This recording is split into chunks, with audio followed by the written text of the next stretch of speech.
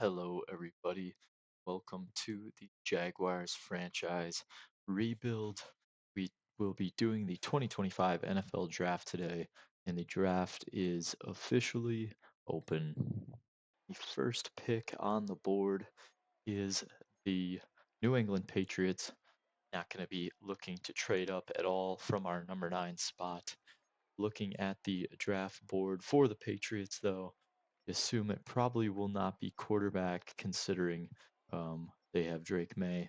I'd expect possibly a Travis Hunter, Mason Graham, Will Johnson. Those guys could potentially be in that range, as well as like a Kelvin Banks.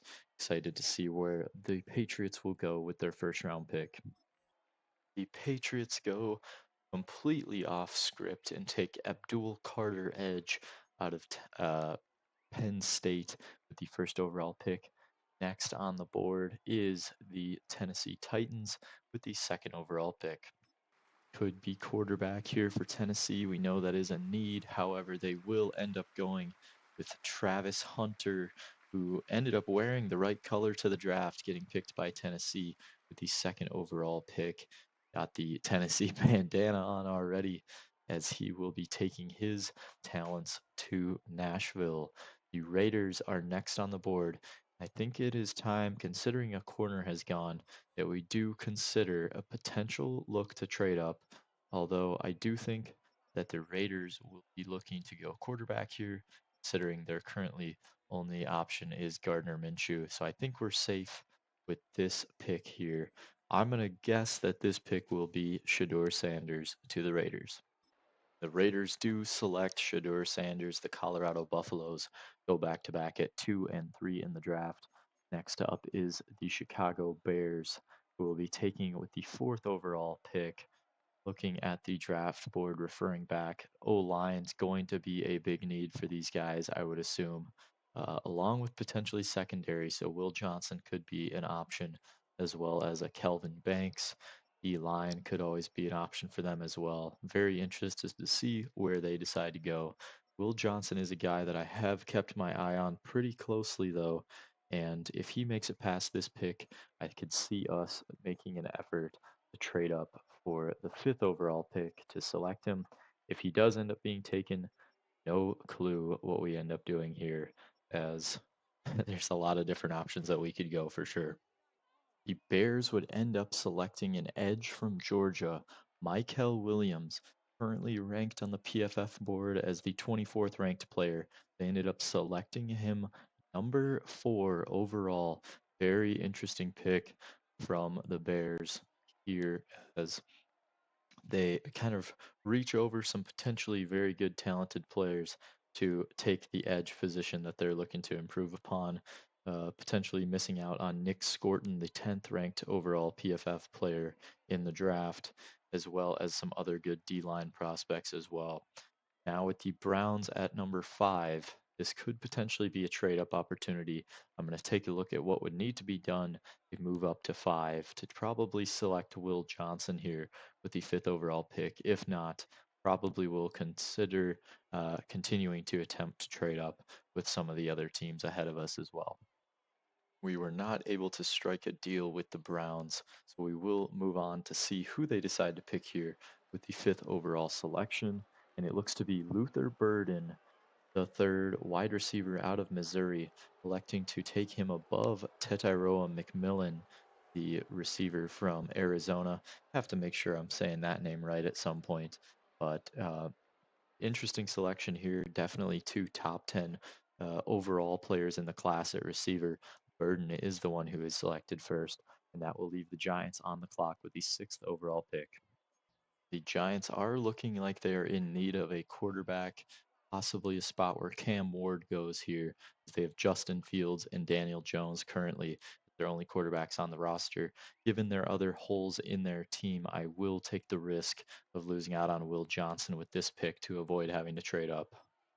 And it looks like they did select Nick Scorton, trying to pounce on the Bears' selection of a different edge player, taking the 10th ranked PFF player, 6'4", 285-pound edge rusher out of Texas A&M. Panthers on the clock at number 7 with the late great performance of Bryce Young in this season. I am curious to see what they will be targeting in the draft and another spot that we could look to move up. We have closed in on a deal with the Panthers. Going to see if they're interested in this. A pick swap in the first round will move up 2 spots to pick 7. We will turn our third round into a fifth. They'll move up uh, fifth round pick. So we drop 40 spots there, and we will also give up our 123rd pick in the fourth round as well. See if they are interested in this. I did use the draft pick value chart, and it comes out that we are, I believe, giving up. They're winning the trade by -4 values on the draft pick value chart. If you ever want to go look that up, definitely something cool to use in simulation franchises. See if Madden uses the same logic, and it does. The Jaguars will move up to the 7th overall pick, where we will likely be selecting Will Johnson with our first round pick here, trying to improve our corner room. Definitely a big need for us in the secondary. Going to make sure we do our due diligence and look through the board, and I'll let you know when we make sure that we know we will be selecting Will Johnson. And after determining that this will be the right selection for the team, the Jaguars will be selecting 6'1", 202-pound corner out of Michigan. The 21-year-old will come and try and lock up receivers here in the AFC South with us. The Jaguars have made the selection.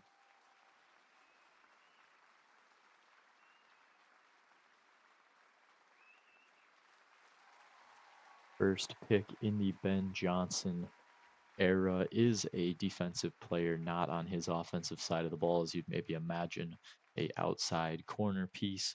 Try and improve this secondary heading into the 2025 season. The pick was graded as an A minus, very high football IQ player, the number 2 ranked true value in the draft. Great coverage skills, great speed, athleticism is all pretty well tested here. Hidden development player is going to be a great addition to the secondary. That leaves the Saints on the clock, and as we move through the draft, we'll be able to move through somewhat quicker here. The Saints would end up selecting quarterback Cam Ward to eventually replace Derek Carr, and now we will see who the Panthers decided to take after trading down to the 9th spot, and it will be teammate of Will Johnson, Mason Graham, the interior defensive lineman. Picks 10, 11, and 12 were Benjamin Morrison, corner, selected by the Cowboys. Definitely looking to improve their secondary after losing Al Harris, the corner from Notre Dame, looks to do that. James Pierce, edge player for the Bengals, was the next selection. James Pierce Jr., the edge out of Tennessee, was the 34th ranked player in the draft according to PFF grading. Tetairoa McMillan, the 2nd ranked player in the class, finally goes at 12 to the Jets. As we round out the top 12, the 13th pick is Jalen Walker, a more off-ball linebacker selected from Georgia to the Falcons' brother Quay Walker was also a selection in the first round to the Packers a couple years ago. The Rams would end up picking Emory Jones Jr., a tackle, and following him was a receiver, Emeka Egbuka, a guard. Yes, receiver, Emeka Egbuka from Ohio State, followed by Colston Loveland, tight end out of Michigan. Definitely one of the top pass catching targets in the draft, even as a tight end. Still no Jalen Milroe selected here, as well as Ashton Genty, top running back in the class, had a very good season. The Broncos will pick next, and they will select Walter Nolan, D tackle out of Ole Miss. Following that pick, Kelvin Banks Jr., an offensive tackle out of Texas, selected by the Seahawks. Another solid tackle still on the board, if I'm not mistaken, is Will Campbell out of LSU.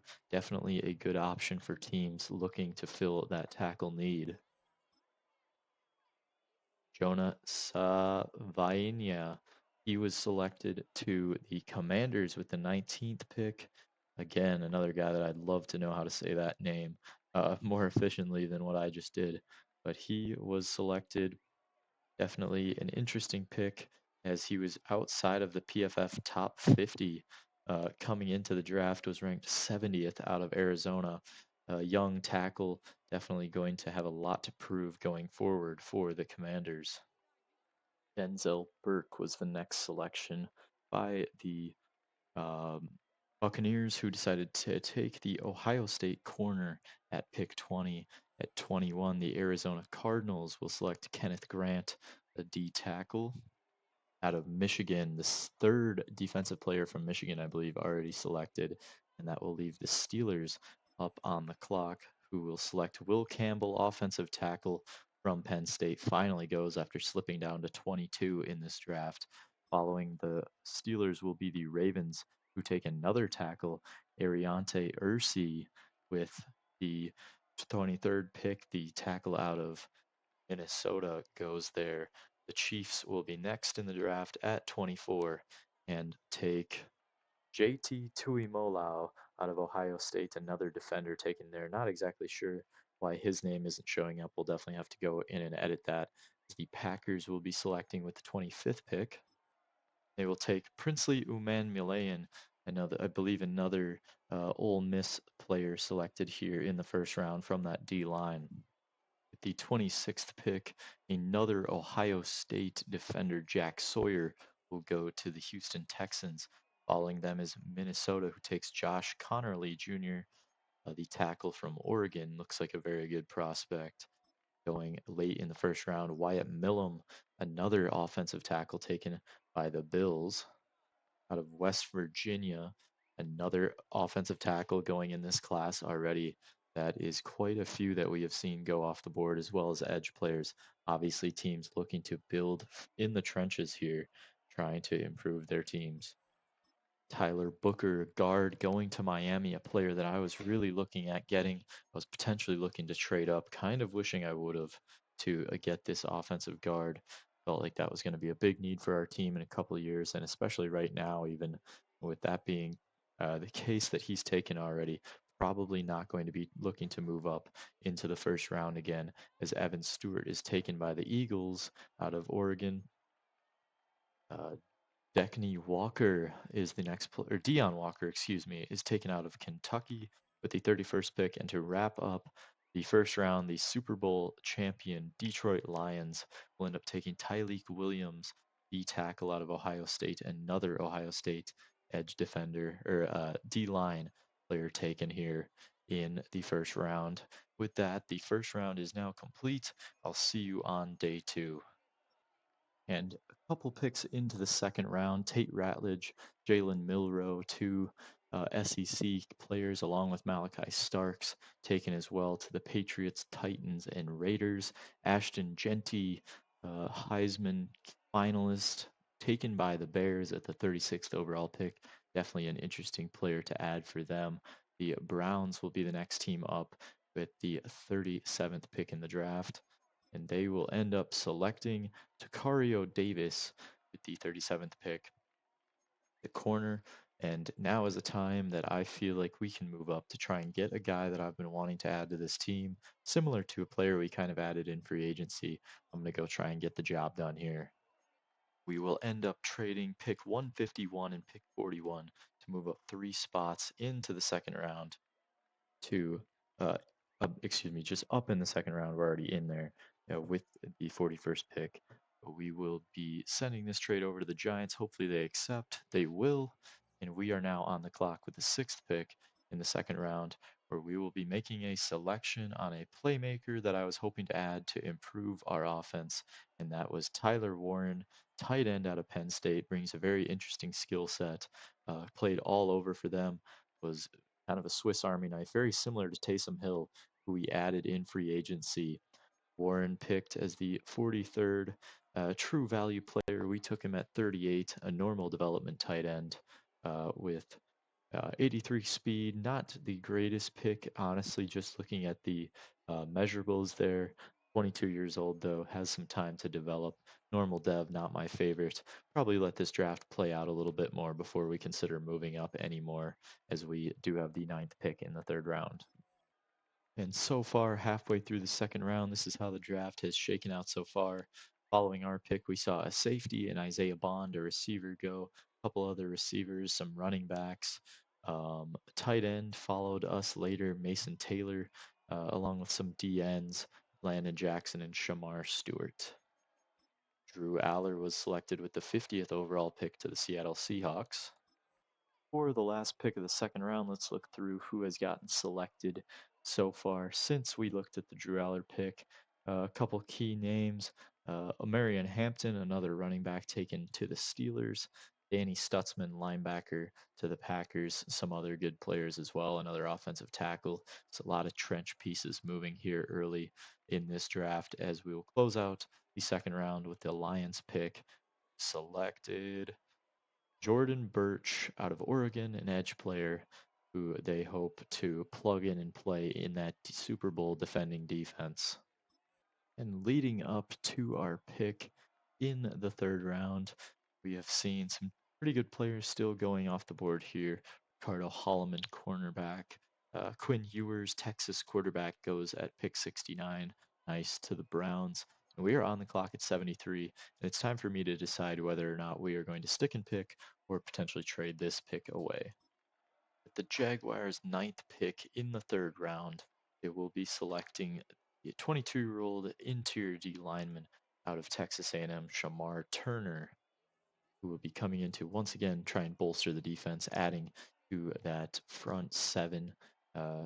Definitely something that this team is looking to improve upon. A hidden dev trait with 87 strength, definitely going to be a good piece to build upon up the middle of this defense. Following that pick was Kyron Lacey, LSU receiver, who is a potential first round pick. Donovan Edwards followed that, the running back from Michigan, going to Cincinnati.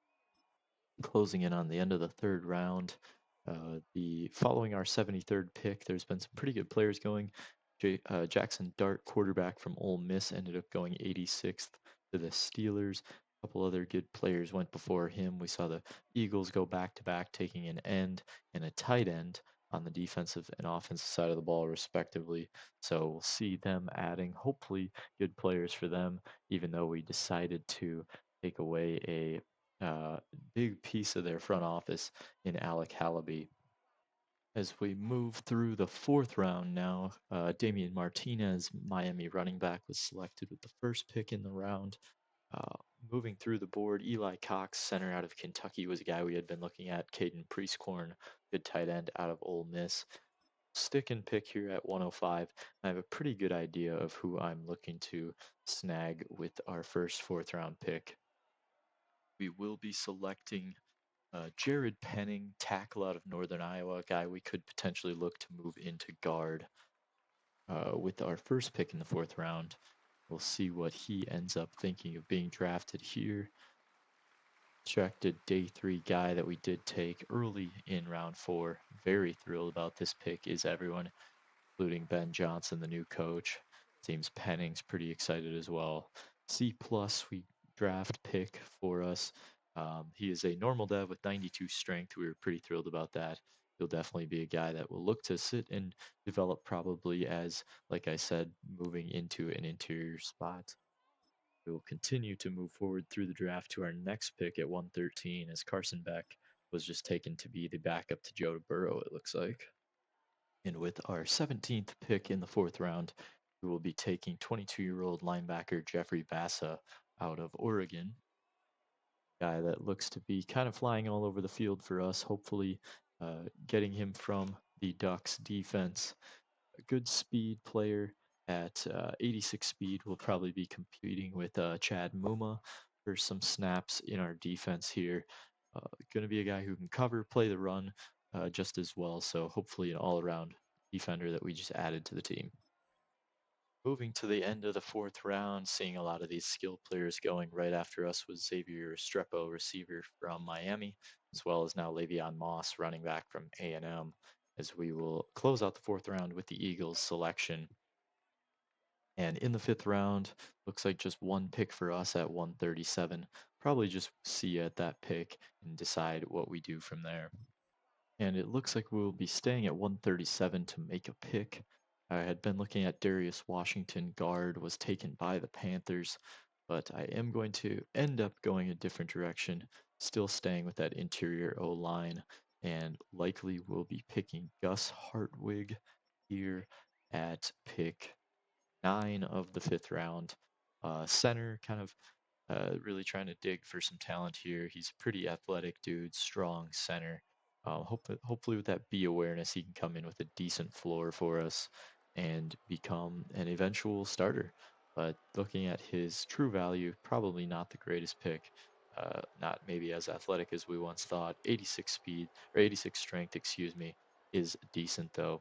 So we will definitely have to move on to the draft and continue to look at some replacements for our O line. We will go with another corner in this draft class, Fentrell Cypress II out of Florida State. Ball hawking style corner. Didn't really add many of those. You'll get a C plus, I think, in the draft. 93 speed. I think he answers the speed question right there.